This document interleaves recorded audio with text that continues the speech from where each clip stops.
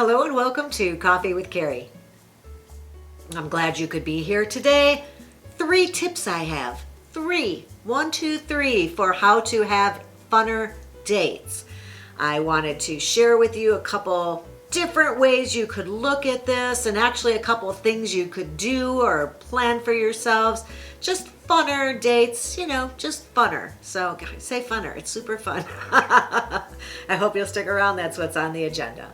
I think maybe you could have more fun on a date if you approach it not as something that is full of pressure and needing to know and having to have answers and interviewing this person and I must have a good time. But instead, if you approach it as more of a learning experience, if you can make that little mental shift and ask yourself, what if I go in here and my job is just to learn not only about this person, but about me? I'm going to pay attention to what gets me excited during a date, what makes me really comfortable, what makes me feel close to another person. Instead of putting all this pressure on yourself to learn everything you can and hear all about this person and ask the best questions. Instead, it was about a growth experience and you go into it with a growth mindset. You take the pressure off and guess what happens? You end up having more fun. Number 2, fun meaning like something we can do that's fun. Okay, I'll give you a couple ideas on something you can do besides the standard, let's go get something to eat or go to a movie. We can do that. Couple ideas here.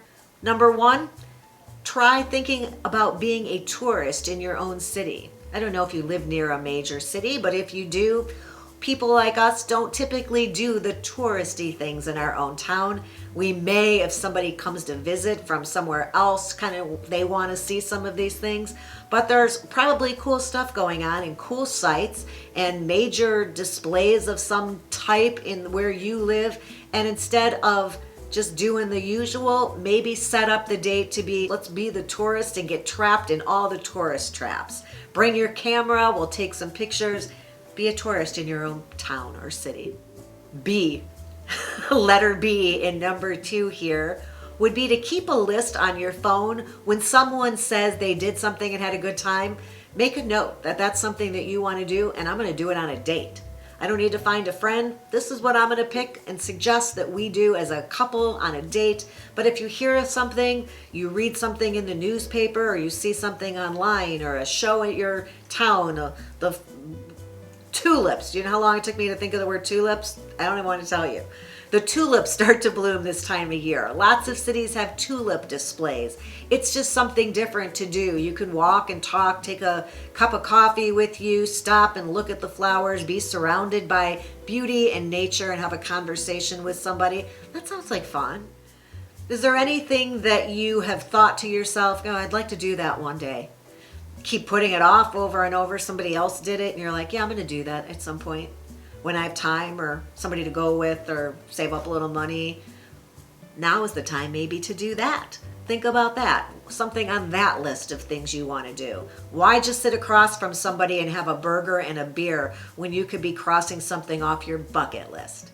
And finally, number 3, instead of approaching this as having a goal, this date having a goal, to have companionship, or I'm here to find a partner, or I'm here to get out of my house on a Saturday night, whatever the goal or intention was for this date, get rid of that. Get rid of all expectations for this date instead. And there's going to be, this one's also about an attitude shift. Instead, you're just going to bring your positive energy, your sense of play, and you are determined, no matter what happens, to be lighthearted and fun and have a great time. No matter where the evening takes you, you become a person who says yes.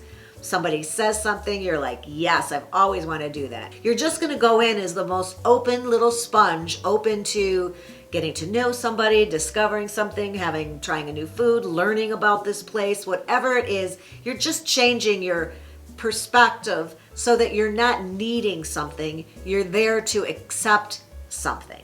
You're not coming from a place of being needy and wanting to impress this person.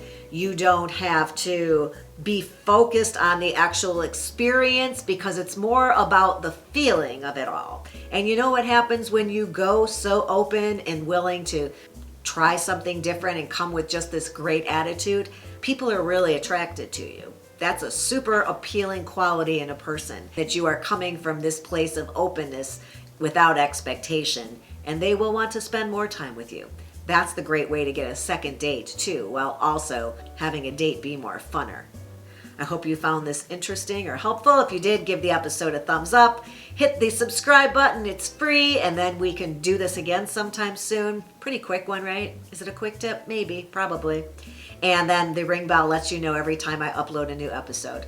I'll look forward to next time, and until then, have a good one.